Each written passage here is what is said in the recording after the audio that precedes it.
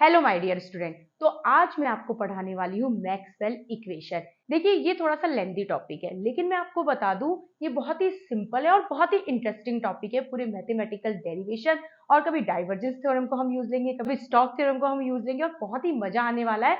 हाँ लेंथी जरूर है, लेकिन आप पेशेंस के साथ में इसको देखिएगा और साथ के साथ अपने नोट्स बनाते जाइएगा। तो अब हम स्टार्ट करते हैं मैक्सवेल इक्वेशन। मैक्सवेल की जो टोटल इक्वेशन है ना, वो 4 इक्वेशन है। उसमें से फर्स्ट है हमारे पास में, जिसे हमें प्रूव करना है, सॉल्व करना है, that is del vector dot D vector is equals to rho. ये हमें अभी सॉल्व करके लेके आना है और यही मैक्सवेल की कौन सी इक्वेशन है? फर्स्ट इक्वेशन है। अब यहाँ पे बात करते हैं डेल वेक्टर। ये आपको सबको पता है क्या होता है, डेल ऑपरेटर होता है, हमें पता है। आगे बात करें डी, ये डी होता है डिस्प्लेसमेंट करंट। ये डिस्प्लेसमेंट करंट क्या है, ये हम अपने आगे आने वाली जो वीडियोज है उनमें बहुत अच्छे से पढ़ेंगे, लेकिन फिलहाल आपको याद रखना है ये डी वेक्टर जो होता है यहाँ पे, ये डी होता है डिस्प्लेसमेंट करंट। अगर मैं यहाँ पे रो की बात करूं तो रो हम बहुत बार पढ़ चुके हैं, वॉल्यूम चार्ज डेंसिटी यहाँ पे होती है, ठीक है। अब क्योंकि जो मैक्सवेल की फर्स्ट इक्वेशन है वो गाउस लॉ इन इलेक्ट्रोस्टैटिक की डिफरेंशियल फॉर्म है, ऑब्वियस सी बात है कि इस इक्वेशन को फर्दर अगर मुझे सॉल्व करना है, मुझे इसका सॉल्यूशन लाना है, तो मुझे किसको यूज में लेना पड़ेगा? मुझे यूज लेना पड़ेगा गाउस थ्योरम को यूज में लेना पड़ेगा। गाउस लॉ ऑफ इलेक्ट्रोस्टैटिक्स की थ्योरम को मुझे यहाँ पे यूज में लेना पड़ेगा। तो हम स्टार्ट करते हैं। मैंने क्या लिखा है, दिस इज डिफरेंशियल, ये जो इक्वेशन हमारे पास में निकल के आई है, this is differential form of Gauss law in electrostatics, मुझे पता है। तो मुझे गाउस लॉ जो है इलेक्ट्रोस्टैटिक का, उसी को हमें यूज में लेना होगा। और वो लॉ क्या कहता है? अकॉर्डिंग टू दिस लॉ, कौन सा लॉ? जो हमारे पास में गाउस लॉ है। तो according to this law the total electric flux, आपको सभी को पता है इलेक्ट्रिक फ्लक्स, टोटल जो हमारे पास में इलेक्ट्रिक फ्लक्स है passing through a close surface area, जो हमारे पास में एक क्लोज सरफेस एरिया है जिससे इलेक्ट्रिक फ्लक्स जो पास हो रहा है, equal to 1 upon epsilon times to total charge enclose within the surface. ये हम 11th के अंदर इलेक्ट्रोस्टैटिक चैप्टर के अंदर, 12th के अंदर बहुत अच्छे से पढ़ते हुए आ रहे हैं। तो अगर मैं इस जो ये हमारे पास में थ्योरम है, जो गाउस का लॉ है, इसको मैथमेटिकली अगर मैं रिप्रेजेंट करूं तो पाई यानी मेरे पास में इलेक्ट्रिक फ्लक्स, इलेक्ट्रिक फ्लक्स को हम क्या लिख सकते हैं? इलेक्ट्रिक फ्लक्स को हम लिख सकते हैं integral of E vector dot ds over a close surface area. यहाँ पे ये जो साइन है क्लोज सरफेस एरिया को बता रहा है, इज इक्वल्स टू क्यू, ये हमने अभी अभी देखा, क्यू अपॉन एप्सिलॉन, क्योंकि ये जो हमारे पास में फ्लक्स होता है वो होता है 1 upon epsilon times of charge enclose within the surface, ठीक है। यहां तक ये हो गए हमारे पास में इक्वेशन नंबर 1। अब अगर मैं बात करूं वॉल्यूम चार्ज डेंसिटी की, तो मुझे पता है charge density, volume charge density होता है हमारे पास में Q अपॉन V, और इस टोटल वॉल्यूम को अगर मैं इंटीग्रल फॉर्म में लिखूं तो ये हो जाएगा Q, उसके बाद हमारे पास में वॉल्यूम इंटीग्रल ऑफ किसका हो जाएगा? हमारे पास में volume integral dV, Q equals to हो गया रो, उसके बाद में वॉल्यूम इंटीग्रल dV, ये हमारे पास में हो गया। Q की वैल्यू को मैं इस इक्वेशन में पुट कर दूं तो हमारे पास में हो गया surface integral of E vector dot ds 1 upon epsilon volume integral of, ये हो गया हमारे पास में रो dv, ठीक है। इस तरीके से ये हमारे पास में निकल के आ गई। यानी ये स्टेटमेंट क्या आया? Surface integral of E vector dot ds over a close surface is equals to 1 upon epsilon volume integral of rho dv हमारे पास में निकल के आ जाएगा। और ये रो यहाँ पे क्या है, ये आप लोगों को सभी को पता है, वॉल्यूम चार्ज डेंसिटी। अब आगे हम बढ़ते हैं। देखिए क्योंकि ये है सरफेस इंटीग्रल और ये है वॉल्यूम इंटीग्रल, तो ऑब्वियस सी बात है हमें सरफेस इंटीग्रल जो है, surface integral of E dot ds over a close surface, इसे भी हमें किसमें कन्वर्ट करना है? वॉल्यूम इंटीग्रल में। और इसे वॉल्यूम इंटीग्रल में चेंज करने के लिए जो थ्योरम यूज लेते हैं उसे कहते हैं गाउस डाइवर्जेंस थ्योरम। इसके साथ साथ एक और थ्योरम आप पढ़ेंगे, कर्ल स्टोक थ्योरम। वहां पे हम लाइन इंटीग्रल जो होता है उसे सरफेस इंटीग्रल में चेंज करते हैं, वो हम यहाँ पढ़ेंगे जब मैक्सवेल इक्वेशन और फर्दर हम स्टडी करेंगे। लेकिन फिलहाल आपको ये ध्यान रखना है कि सरफेस इंटीग्रल को हम किस में कन्वर्ट कर रहे हैं? वॉल्यूम इंटीग्रल में। तो हम कौन सी थ्योरम यूज में लेंगे? Gauss divergence theorem. तो इस तरीके से मैं क्या लिख सकती हूँ, ये तो हमारे पास में क्या हो गई, ये तो हो गई integral form of equation. Gauss equation की कौन सी फॉर्म है? इंटीग्रल। लेकिन अब मुझे इसको किसमें कन्वर्ट करना है? इसकी डिफरेंशियल फॉर्म में। तो हम क्या करेंगे? यूजिंग कौन सी थ्योरम? Gauss divergence theorem. और divergence theorem using Gauss divergence theorem surface integral को किसमें चेंज कर देता है? वॉल्यूम इंटीग्रल में। तो देखिए किस तरीके से, टू चेंज, मैं यहाँ लिख भी सकती हूँ, टू चेंज कौन सा integral? Surface, to change surface integral to किसमें? वॉल्यूम इंटीग्रल में चेंज करने के लिए। तो यहाँ पे हम अगर यूज लें तो क्या हो जाएगा, हम इसको इस तरीके से लिख सकते हैं, surface integral of E dot D S को हमें वॉल्यूम इंटीग्रल में चेंज करना है, volume integral of del dot E, और साथ में क्या हो गया हमारे पास में डीवी। हमें पता है, हमने प्रीवियसली भी इसको पढ़ा है कि जब भी कभी कि डाइवर्जेंस का मतलब होता है जब डेल ऑपरेटर को किसी वेक्टर क्वांटिटी के साथ में क्या कर दिया जाता है, डॉट प्रोडक्ट, तो इसे क्या कहते हैं, डाइवर्जेंस। और गाउस डाइवर्जेंस थ्योरम के थ्रू हम सरफेस इंटीग्रल को किसमें कन्वर्ट कर देते हैं, वॉल्यूम इंटीग्रल में कन्वर्ट कर दिया जाता है। इसे मैं इक्वेशन नंबर अगर 2 नाम दे दूं और इसे दे दूं इक्वेशन नंबर 3, इक्वेशन 2 और 3 को अगर मैं कंपेयर करूं तो हमारे पास में क्या हो जाएगा, volume integral of del dot E vector है ना, dv इज इक्वल्स टू, और ये हमारे पास में आ जाएगा 1/एप्सिलॉन volume integral of rho dv से dv कैंसिल आउट, तो हमें मिल जाएगा डेल डॉट ई वेक्टर यानी डाइवर्जेंस ऑफ इलेक्ट्रिक फील्ड। इसे हम क्या कहते हैं, डाइवर्जेंस ऑफ इलेक्ट्रिक फील्ड। और इसकी वैल्यू कितनी निकल के आ जाएगी, इसकी वैल्यू निकल के आ जाएगी रो अपॉन एप्सिलॉन, ये वैल्यू निकल के आ जाएगी। तो इस तरीके से मैक्सवेल की जो इक्वेशन नंबर 1 है उसका सॉल्यूशन हमारे पास में आ जाता है। तो ये हमारे पास में क्या निकल के आ जाती है, डिफरेंशियल फॉर्म निकल के आ जाती है, किसकी, मैक्सवेल की इक्वेशन की डिफरेंशियल फॉर्म निकल के आ गई मैक्सवेल इक्वेशन की। आगे अगर मैं एप्सिलॉन को इधर लेके चली जाऊं तो हमारे पास में हो जाएगा डेल, उसके बाद में हमारे पास में ई और एप्सिलॉन तो क्या हो जाएगा, रो इज इक्वल्स टू क्या हो जाएगा, रो, और यहाँ पे हम इसको लिख सकते हैं, ये भी del vector dot D vector is equals to rho, और ये डी हमारे पास में क्या होता है, डी इज इक्वल्स टू होता है ई डॉट एप्सिलॉन, और इसे कहा जाता है डिस्प्लेसमेंट वेक्टर, इसको कह दिया जाता है, डिस्प्लेसमेंट वेक्टर इसको कह दिया जाता है। ये जो मैक्सवेल की फर्स्ट इक्वेशन है, this is the differential form of Gauss law in electrostatics, तो आप इसे नोट कर लीजिए क्योंकि इसके बाद हम पढ़ेंगे सेकंड मैक्सवेल इक्वेशन।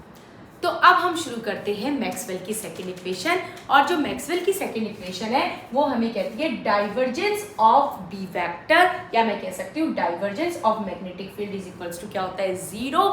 क्यों होता है, कैसे होता है, इसी को हमें प्रूव करना है। और ये जो इक्वेशन मैक्सवेल की सेकंड है, गाउस लॉ ऑफ मैग्नेटिज्म पर हम बेस्ड है, हम इसको गाउस लॉ ऑफ मैग्नेटिज्म के हिसाब से सॉल्व करते हैं, इसका सॉल्यूशन लेके आते हैं, तो हम उसी फॉर्मूले को यहाँ पे यूज में लेके और इसका पूरा फर्दर सॉल्यूशन करेंगे। तो देखिए क्या कहता है statement, according to this law the total magnetic field through a close surface is always 0।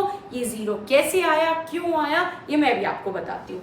देखिए आपको पता है कि हमारे पास में जब भी मैग्नेट होती है, इसके अंदर एक साउथ पोल होता है, एक नॉर्थ पोल होता है, और हमें पता है कि जब भी नॉर्थ पोल जो होता है उससे मैग्नेटिक फ्लक्स जो होते हैं वो इस तरीके से चलते हैं और साउथ पोल में क्या करते हैं, एंटर करते हैं, ठीक है। तो यानी कि जो हमारे पास में क्लोज मैग्नेट है या जो मैग्नेट है, इसके अंदर टोटल जो मैग्नेटिक लाइंस बाहर निकल रही है वही मैग्नेटिक लाइन क्या आ रही है, अंदर आ रही है।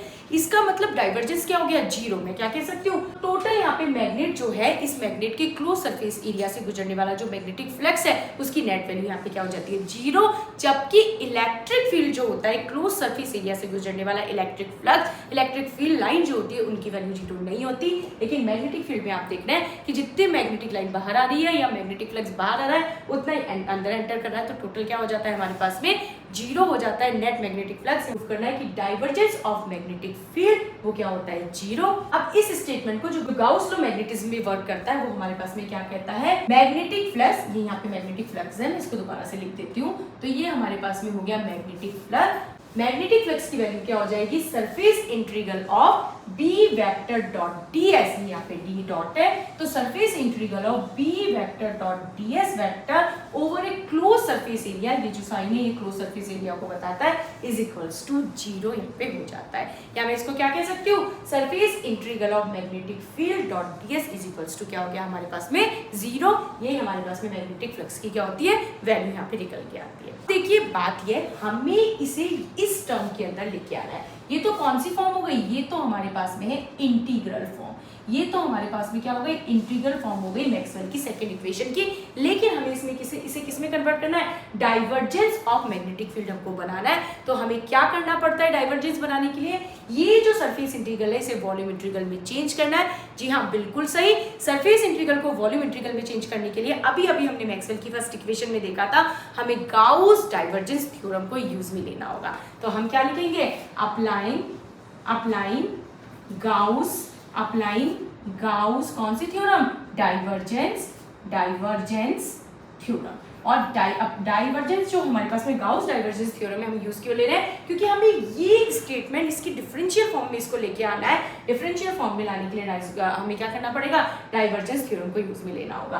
तो हम क्या लिख सकते हैं, हम इसकी डाइवर्जेंस फॉर्म हो जाएगी, ये surface integral of magnetic field over close surface area is equals to, हम किस में कन्वर्ट कर देंगे इसको, वॉल्यूम इंटीग्रल में डाइवर्जेंस थ्योरम को यूज में लेते हुए। तो हमें ध्यान रखना होगा कि हमें इस तरीके से आंसर लेके आना है, तो हम क्या यूज में लेके हमारा आंसर आ जाए। तो अब हो जाएगा इज इक्वल्स टू ये हमारे पास में हो जाएगा volume integral divergence of magnetic field और डीवी। तो इस तरीके से क्या आ गया हमारे पास में, ये आ गया volume integral of divergence of magnetic field या बी वेक्टर। ये क्या है हमारे पास में, डाइवर्जेंस ऑफ मैग्नेटिक फील्ड या डाइवर्जेंस ऑफ बी वेक्टर, और इसका हमने क्या कर दिया, वॉल्यूम इंटीग्रल। इसे मैं नाम दे सकती हूँ इक्वेशन नंबर 2, और इक्वेशन 1 और 2 को अगर मैं कंपेयर करूं तो हमारे पास में क्या हो जाएगा, volume integral of divergence of B vector dv is equals to क्या आ गया हमारे पास में 0। और अगर हमारे पास में divergence of B vector dv 0 है तो डाइवर्जेंस भी क्या हो जाएगा 0। तो हम क्या लिख सकते हैं, del dot B vector is equals to 0, यानी डाइवर्जेंस क्या हो जाता है हमारे पास में 0, यानी डाइवर्जेंस ऑफ मैग्नेटिक फील्ड या divergence of B vector is equals to 0। यही हमारे पास में निकल के आती है मैक्सवेल की सेकंड इक्वेशन का प्रूफ, और ये इसकी कौन सी फॉर्म हो जाती है, डिफरेंशियल फॉर्म। ये मैक्सवेल की सेकंड इक्वेशन की यहाँ फाइंड आउट होके आ जाती है। चलिए तो अब स्टार्ट करते हैं मैक्सवेल की थर्ड इक्वेशन। मैक्सवेल की जो थर्ड इक्वेशन है इसका जो स्टेटमेंट है वो हमें कहता है डेल क्रॉस ई वेक्टर, इसे हम कहते हैं कर्ल ऑफ इलेक्ट्रिक फील्ड। मैंने आपको बताया था डेल ऑपरेटर को किसी भी वेक्टर क्वांटिटी के साथ में क्रॉस मल्टीप्लाई किया जाता है तो इसे हम क्या कहते हैं, कर्ल कहते हैं। तो curl of E vector is equals to minus dB upon dt, और ये माइनस dB अपॉन dt हमारे पास में क्या होता है, change in magnetic field with respect to time. ये डिफरेंशियल फॉर्म निकल के आई है Faraday law of electromagnetic induction की। तो हमें इसको सॉल्व करने के लिए भी कौन सा लॉ यूज में लेना पड़ेगा, फैराडे का इलेक्ट्रोमैग्नेटिक इंडक्शन वाला जो हमारे पास में थ्योरम है उसे यूज में लेते हुए हम इसको सॉल्व करेंगे। देखिए मैं आपको बता दूं, हमें सबसे पहले ये देखना है कि मैक्सवेल की 4 इक्वेशन क्या है। मैक्सवेल की जब 4 इक्वेशन के आपको स्टेटमेंट पता चल जाएंगे तो उसी के अकॉर्डिंग उसको सॉल्व करना होगा। जैसे फर्स्ट इक्वेशन थी वो इलेक्ट्रोस्टैट पे थी तो हमें इलेक्ट्रोस्टैट थ्योरम को लेके हमने उसको सॉल्व किया। सेकंड जो इक्वेशन थी वो हमारे पास में मैग्नेटोस्टैट पे थी, गाउस की मैग्नेटोस्टैटिक थ्योरम के ऊपर हमने उसके अकॉर्डिंग सॉल्व किया। ये जो हमारे पास में ये डिफरेंशियल फॉर्म है किसकी, Faraday law of electromagnetic induction, तो हमें इसको फर्दर आगे सॉल्व करने के लिए उसी लॉ को कंटिन्यू करना होगा। देखिए लॉ हमें क्या कहता है, ये कहता है according to Faraday's law of electromagnetic induction जो ईएमएफ हमारे पास में इंड्यूस होता है वो ईएमएफ क्या होता है, EMF induce in closed loop is equal to rate of change of magnetic flux enclosed in loop. मैं बताती हूँ आपको कैसे। मान लीजिए ये हमारे पास में एक कॉइल है, इस कॉइल से कनेक्टेड है क्या, गैल्वेनोमीटर, और ये हमारे पास में एक मैग्नेट है, इसका नॉर्थ पोल, और ये हो गया हमारे पास में साउथ पोल। अगर मैग्नेट यहाँ पे प्रेजेंट नहीं थी और ये कॉइल थी तो हम देख रहे थे गैल्वेनोमीटर में किसी तरह का कोई डिफ्लेक्शन नहीं आ रहा था क्योंकि कोई बैटरी भी हमने कनेक्ट नहीं कर रखी थी। ये हमने अच्छी खासी यहाँ पे क्या यूज ले रखी है, कॉइल यूज ले रखी है।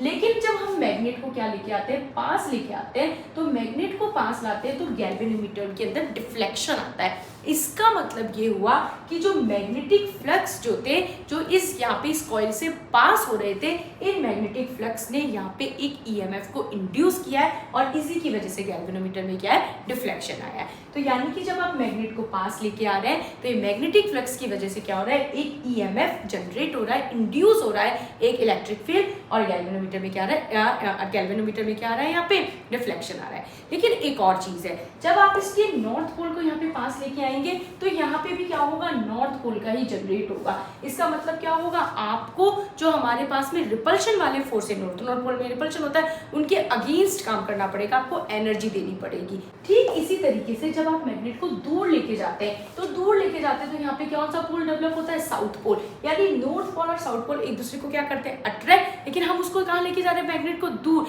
यानी कि वापस हमें क्या करना पड़ेगा, अट्रैक्शन फोर्स के अपोज में हम लेके जा रहे हैं, तो इसका मतलब हमें वापस से एनर्जी देनी पड़ेगी। तो यहाँ माइनस का साइन जो ये आया है, E equals to minus d phi upon d t, minus sign यहाँ पे रिप्रेजेंट कर रहा है जो हमारे पास में जो फोर्सेस है उनके अगेंस्ट क्या करना पड़ रहा है, वर्क करना पड़ रहा है। साइन यहाँ पे लेंस लॉ के अकॉर्डिंग यहाँ पे हम पुट कर दिया जाते हैं। तो इस तरीके से E equals to minus d phi upon d t, ये EMF यहाँ पे इंड्यूस हो जाता है। ये हमें फैराडे का लॉ कहता है। According to Faraday law of electromagnetic induction, EMF induce, यहाँ पे EMF इंड्यूस हुआ है, खुद बैटरी का EMF नहीं था, बल्कि यहाँ पे ये जो हमारे पास में मैग्नेट है, इसको पास या दूर या पास लेके जाने की वजह से यहाँ पे इंड्यूस हुआ है EMF। वो जो हमारे पास में EMF इंड्यूस होता है वो किसके इक्वल होता है, rate of change of magnetic flux. इसके अलावा हमें पता है कि line integral of electric field also represent the EMF। Line integral of मैं कह सकती हूँ electric field vector dot dl over a close surface जो हमारे पास में होता है, वो भी किसको रिप्रेजेंट करता है, EMF को रिप्रेजेंट करता है। अब फ्रॉम इक्वेशन 1 एंड 2, इससे हमारे पास में क्या निकल के आ जाएगा, इससे आ जाएगा line integral of E dot DL is equals to minus d phi B upon d t, यानी चेंज इन फ्लक्स, ये हमारे पास में निकल के आगे हमें पता है कि मैग्नेटिक फ्लक्स क्या होते हैं, तो हम यहाँ लिख सकते हैं also we know that magnetic flux जो हमारे पास में होता है उसकी वैल्यू क्या होती है, is integral B vector dot ds over a close surface. तो इस तरीके से मैग्नेटिक फ्लक्स की वैल्यू क्या निकल के आती है, surface integral of magnetic field induction मैं कह सकती हूँ, या मैं कह सकती हूँ B vector dot dl over a close surface. ये हमारे पास में होती है वैल्यू किसकी, मैग्नेटिक फ्लक्स की, जो कि हमें पता है। बस इसके बाद क्या है, इस वैल्यू को मैं पुट कर देती हूँ हमारी इस इक्वेशन में। मैं इस इक्वेशन नंबर नाम दे देती हूँ, ये हमारे पास में, मैं इसे इक्वेशन नंबर 3 नाम दे देती हूँ, और यहाँ से मैं जो मैग्नेटिक फ्लक्स है इसकी वैल्यू को पुट कर देती हूँ इक्वेशन नंबर 3 में। तो क्या हो जाएगा, line integral of E vector dot DL is equals to हमारे पास में हो जाएगा minus d upon d t, हमने वहां ले लिया, और ये हो गया हमारे पास में सरफेस, ये हो गया हमारे पास में surface integral of B vector dot ds और ओवर ए क्लोज सरफेस, ये हमारे पास में निकल के आ जाएगा। आगे हम इसको सॉल्व करें, मैं यहाँ से इसको हटा देती हूँ, और आगे अगर हम इसे लिखें तो क्या लिख सकते हैं, हम इस तरीके से हम इसको रीराइट करके लिख सकते हैं। ये हमारे पास में हो गया line integral of E dot d equals to minus surface integral of हमारे पास में निकल के आ जाएगा dB upon dt dot ds over a close surface, ये निकल के आ गई, और ये है कौन सी फॉर्म, इंटीग्रल फॉर्म है इस इक्वेशन की, तो इंटीग्रल फॉर्म निकल के आ जाएगी। लेकिन अब आप देख रहे हैं कि हमें ये जो इक्वेशन है ना, वो क्या चाहिए, कर्ल ऑफ इलेक्ट्रिक फील्ड या कर्ल ऑफ E वेक्टर हमें चाहिए। इसके लिए जो लाइन इंटीग्रल हमारे पास में, इसको हमें किस में कन्वर्ट करना पड़ेगा, सरफेस इंटीग्रल में कन्वर्ट करना पड़ेगा, और लाइन इंटीग्रल को सरफेस इंटीग्रल में कन्वर्ट करने के लिए कर्ल स्टोक्स थ्योरम को यूज में लिया जाता है। जैसे अभी प्रीवियसली हमने गाउस डाइवर्जेंस थ्योरम को यूज में लिया था सरफेस इंटीग्रल को किस में चेंज करने के लिए, वॉल्यूम इंटीग्रल में। यहाँ पे हम किसको यूज में लेंगे, लाइन इंटीग्रल को किस में चेंज करना है, सरफेस इंटीग्रल में। तो हम कौन सी थ्योरम यूज में लेंगे, कर्ल स्टोक्स थ्योरम को यहाँ पे यूज किया जाएगा। ठीक है, तो हम लिख सकते हैं applying curl Stokes theorem. Curl Stokes theorem हम यूज में ले रहे हैं क्या करने के लिए, हम लाइन इंटीग्रल को, लाइन जो हमारे पास में इंटीग्रल है उसको किस में चेंज कर देंगे, सरफेस इंटीग्रल में चेंज कर देंगे। ठीक है, तो हम लिख सकते हैं line integral of E dot DL को कर्ल स्टोक्स थ्योरम लगा के हम किस में चेंज कर देंगे, हम चेंज कर देंगे surface integral of curl of electric field क्योंकि आपको पता है जब भी कभी डेल ऑपरेटर को किसी वेक्टर क्वांटिटी के साथ क्रॉस मल्टीप्लाई करते हैं तो क्या हो जाता है, वो कर्ल। तो मैं लिख सकती हूँ surface integral of curl of electric field और साथ में हमारे पास में हो गया dot dl over a close surface. इस तरीके से हमने स्टोक्स थ्योरम को यहाँ पे लगा दिया है। तो इस तरीके से line integral of E dot DL E vector dot DL vector को हमने कन्वर्ट कर दिया है surface integral of curl of E vector dot DS के अंदर हमने चेंज कर दिया है। इसे मैं नाम दे देती हूँ इक्वेशन नंबर 4, तो ये हो गई इक्वेशन नंबर 5। और अगर हम 4 और 5 जो इक्वेशन है उन्हें कंपेयर करें तो हमारा रिजल्ट आ जाएगा। देखिए from equation number 4 and 5 surface integral of curl of E vector dot ds is equals to हमारे पास में क्या निकल के आ गया, minus surface integral of dv upon dt dot ds भी है यहाँ पे, और ds जो है इससे ds कैंसिल हो गया तो क्या निकल के आ गया, डेल क्रॉस ई वेक्टर, या मैं कह सकती हूँ इसको curl of electric field is equals to minus dv upon dt। ये मैक्सवेल की जो थर्ड इक्वेशन है, इस थर्ड इक्वेशन को हमने इसको प्रूव कर दिया है और ये इसकी क्या हो गई, डिफरेंशियल फॉर्म के अंदर ये वैल्यू निकल के यहाँ पे आ गई है। तो देखिए कर्ल ऑफ इलेक्ट्रिक फील्ड, या मैं कह सकती हूँ del operator cross E vector is equals to minus dp upon dt। तो आप इसको एक बार नोट कर लीजिए। तो अब हम शुरू करते हैं मैक्सवेल की fourth and last differential equation. ये हमारे पास में होता है del vector cross H vector equals to J vector plus del D upon del T, या मैं कह सकती हूँ curl of H vector is equals to J vector plus del D upon del T. यहाँ पे एच वेक्टर हमारे पास में क्या होता है, मैग्नेटाइजिंग फील्ड होता है। ये मैग्नेटाइजिंग फील्ड क्या होता है, जब भी किसी हमारे पास में मैग्नेटिक मटेरियल है उसको हमने एक्सटर्नल फील्ड के अंदर रखते हैं तो वो मैग्नेटाइज हो जाता है, ठीक है। अब उसमें कितना मैग्नेटिक फील्ड आया वो तो उसका क्या होता है, बी वेक्टर यानी मैग्नेटिक फील्ड होता है। लेकिन जिस फील्ड में रखने की वजह से उसमें मैग्नेटिक की प्रॉपर्टी आई है, यानी जिस फील्ड ने उस मटेरियल को मैग्नेटाइज किया है, उस फील्ड को कहा जाता है मैग्नेटाइजिंग फील्ड। आपको समझ में आ गया होगा। इसके बाद डी हमारे पास में डिस्प्लेसमेंट करंट होता है, जिसको हम अपना नेक्स्ट लेक्चर हम अलग से एक टॉपिक पढ़ेंगे पूरा डिस्प्लेसमेंट करंट के ऊपर, तब मैं आपको बताऊं। और ये जो इक्वेशन है ये मॉडिफाइड एम्पियर सर्किट लॉ जो है उसकी डिफरेंशियल फॉर्म है। तो इसे सॉल्व करने के लिए हम किसको यूज में लेंगे, इसे हम एम्पियर सर्किट लॉ के थ्रू ही क्या करेंगे, सॉल्व करेंगे। तो सबसे पहले हम यहाँ पे क्या लेंगे, एम्पियर सर्किट लॉ। और एम्पियर सर्किट लॉ क्या होता है ये हम सब अच्छी तरीके से जानते हैं। According to this law, the line integral of magnetic field induction, जिसे हम B वेक्टर कहते हैं, over the closed path is equal to mu time the total current passing through the loop। ये हमें कहता है एम्पियर सर्किट लॉ। और क्योंकि जो मैक्सवेल की फोर्थ इक्वेशन है वो मॉडिफाइड एम्पियर सर्किट लॉ की डिफरेंशियल इक्वेशन है, इसलिए हम इसको एम्पियर सर्किट लॉ को ही बेस लेते हुए इसको सॉल्व करना स्टार्ट करेंगे। तो चलिए स्टार्ट करते हैं। हमारे पास में एम्पियर सर्किट लॉ क्या हो गया, हमारे पास में हो गया line integral of B vector dot dl over a close surface is equals to mu naught time of total current passing through the loop. ये हमारे पास में आ गई इक्वेशन नंबर 1। अब हमें क्या करना है, क्योंकि यहाँ पे करंट डेंसिटी दे रखी है तो किसी भी तरह से हमें करंट को किसके अंदर लेके आना है, करंट डेंसिटी के अंदर। तो हमारे पास में आई की वैल्यू क्या निकल के आ जाएगी, जे डॉट ds। हम इस तरीके से अगर हम करंट को करंट डेंसिटी की फॉर्म में लिखना चाहें, if j is the current density than हमारे पास में सिग्मा i इक्वल्स टू क्या हो जाएगा, surface integral of j vector dot dl। ये हमारे पास में निकल के आ जाएगा। और इक्वेशन नंबर 1 और 2 को अगर हम कंपेयर कर दें तो हमारे पास में क्या हो जाएगा, फ्रॉम इक्वेशन नंबर 1 एंड 2, और यहां से हमारे पास में वैल्यू निकल के आ जाएगी line integral of B vector dot dl is equals to क्या हो गया, म्यू नॉट और सिग्मा की वैल्यू हो गई surface integral of J vector dot ds, जो कि हमारे पास में करंट डेंसिटी हो गई। ये हमारे पास में निकल के आ गई इक्वेशन नंबर 3।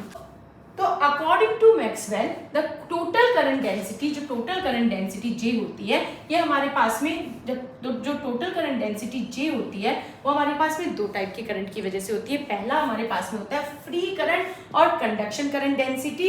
ये किसकी वजह से होती है? Due to motion of free charges. ये हमें अच्छी तरीके से पता है कि जो हमारे पास में कौन सी है फ्री करंट या कंडक्शन करंट डेंसिटी, वो किसकी वजह से? फ्री चार्जेस के कंडक्शन की वजह से है, उनके मूवमेंट की वजह से है। दूसरी करंट डेंसिटी हमारे पास में होती है डिस्प्लेसमेंट करंट डेंसिटी, जिसे हम अपने नेक्स्ट लेक्चर में अच्छे से डिटेल में पढ़ेंगे। और ये जो डिस्प्लेसमेंट करंट डेंसिटी होती है इसे JD से हम रिप्रेजेंट करते हैं, और ये होती है due to the variation of electric field, due to the variation of electric field with respect to time. इसकी वजह से जो करंट डेंसिटी आती है उसे कहते हैं डिस्प्लेसमेंट करंट डेंसिटी, जिसे हम JD से रिप्रेजेंट करेंगे। और फ्री करंट या कंडक्शन करंट डेंसिटी इसको हम रिप्रेजेंट कर सकते हैं JF से। ये हमारे पास में हो गई।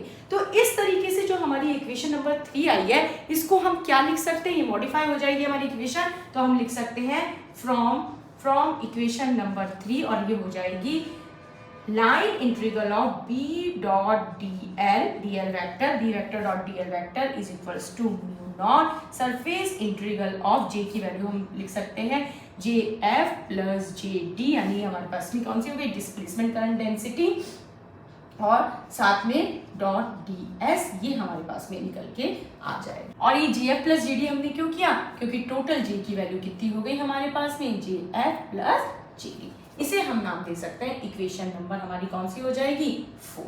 अब वापस हम देखें, देखिए ये हो गया हमारे पास में लाइन इंटीग्रल, और ये हो गया हमारे पास में सरफेस इंटीग्रल। अभी प्रीवियसली हमने पढ़ा था लाइन इंटीग्रल को जब सरफेस इंटीग्रल में चेंज करना होता है, कौन से थ्योरम को यूज में लिया जाता है? हम यूज लेते हैं कर्ल स्टोक्स थ्योरम। क्यों यूज में लेंगे? क्योंकि हमें इस लाइन इंटीग्रल को किस में चेंज करना होगा? सरफेस इंटीग्रल के अंदर। तो मैं लिख सकती हूँ फ्रॉम अप्लाइंग कौन सी theorem? Curl Stokes theorem. Curl Stokes theorem को अगर मैं अप्लाई करूं, line integral of B vector dot dl vector is equals to, हम इसको कर्ल स्टोक्स थ्योरम में चेंज करेंगे तो ये सरफेस हो जाएगा, सरफेस इंटीग्रल ऑफ, ये हमारे पास में हो गया कर्ल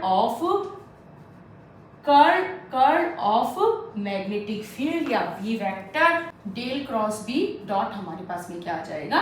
ds वेक्टर। तो इस तरीके से line integral of B vector dot dl vector को हमने क्या बना दिया? Surface integral of curl of B vector dot dl, ये हमारे पास में आ जाएगा। और जो हमारी वैल्यू है line integral of B dot dl की वैल्यू, इसे हम इक्वेशन नंबर 4 में रख देंगे और हमारी नई इक्वेशन आ जाएगी।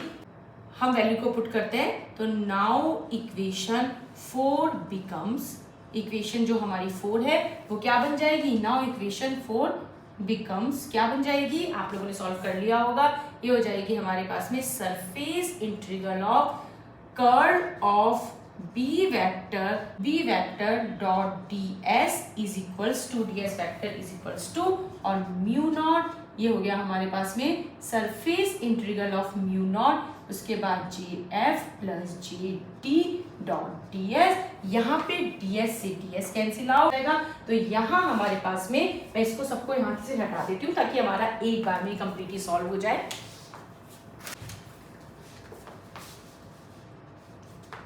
ये हमारी कौन सी इक्वेशन थी? Equation number 4। यहाँ पे मैं इसको लिख सकती हूँ, ये हमारे पास में हो गई डेल क्रॉस B, यानी मैं कह सकती हूँ curl of B is equals to क्या निकल के आ गया? Mu naught JF plus JD, ये हमारे पास में निकल के आ गई नई इक्वेशन। आप एक बार इसको नोट कर लीजिए, क्योंकि ऊपर वाला पोर्शन पूरा मुझे हटाना होगा, तभी हम इसको फर्दर आगे सॉल्व कर पाएंगे। तो मैं इसको यहाँ से हटा देती हूँ। फाइनली अब हमारी इक्वेशन क्या निकल के आई? Curl of B vector is equals to mu naught और साथ में JD प्लस JF, ये निकल के आ गई हमारी इक्वेशन।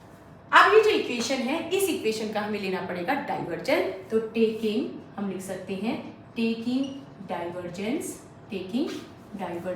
ऑफ दिस इक्वेशन, इसका डाइवर्जेंस ले लें तो ये हो गया हमारे पास में डेल क्रॉस B या कर्ल ऑफ B, और मैं क्या कर दूं, इसको डेल ऑपरेटर के साथ अगर डॉट प्रोटेक्ट कर दिया जाए तो क्या हो जाएगा?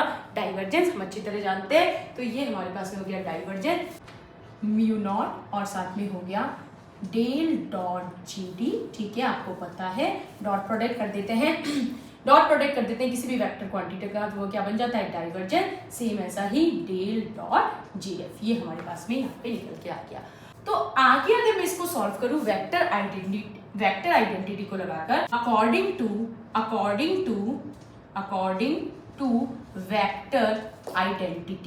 वेक्टर आइडेंटिटी हमारे पास में क्या हो जाता है, सबसे पहले अगर हम किसी वेक्टर क्वांटिटी का कर्ल लेते हैं और कर्ल लेने के बाद उसका डाइवर्जेंस लेते हैं तो उसकी वैल्यू क्या होती है, 0। या मैं वेक्टर आइडेंटिटी को यूज में लूं तो किसी भी दो क्वांटिटी का, वेक्टर क्वांटिटी का पहले क्रॉस प्रोडक्ट किया जाए और क्रॉस प्रोडक्ट करने के बाद अगर उनका डॉट प्रोडक्ट किया जाए तो उसकी वैल्यू क्या आती है, 0। तो मैं यहाँ लिख सकती हूँ डेल वेक्टर या divergence of curl of B vector जो है इसकी वैल्यू कितनी हो गई, 0। तो आगे अब हमारे पास में क्या हो जाएगा, del dot JD plus del dot हम कह सकते हैं JF vector is equals to 0, या डेल dot JD vector equals to minus del dot JF, और ये हमारे पास में हो जाएगा वेक्टर। इस तरीके से हमने क्या कर लिया, इसको आगे सॉल्व कर लिया। अब आगे इस इक्वेशन को सॉल्व करने के लिए, या ये जो हमारे पास में इसका सॉल्यूशन है, इस इक्वेशन को लाने के लिए हमें कंटिन्यूटी इक्वेशन को यहाँ पे यूज में लेना पड़ेगा। तो हम लिख सकते हैं अकॉर्डिंग टू कंटिन्यूटी इक्वेशन। अब हमारे पास में क्या हो जाएगा, del dot JF vector plus del rho upon del T is equals to क्या हो जाए, 0। तो रो इज इक्वल्स टू क्या है हमारे पास में, वॉल्यूम चार्ज डेंसिटी, ठीक है, वॉल्यूम चार्ज डेंसिटी। तो मैं इसको आगे फर्दर लिख सकती हूँ, dot JF vector is equals to minus और उसके बाद में del rho upon del T हम इसको लिख सकते हैं। और ये जो वैल्यू हमारे पास में आई है del vector dot JF vector की वैल्यू, इस वैल्यू को अगर मैं पुट कर दूं कहाँ पे, यहाँ पे अगर मैं पुट कर दूं तो हमारा क्या सॉल्यूशन आ जाएगा। देखिए हम इसको आगे फर्दर सॉल्व करते हैं।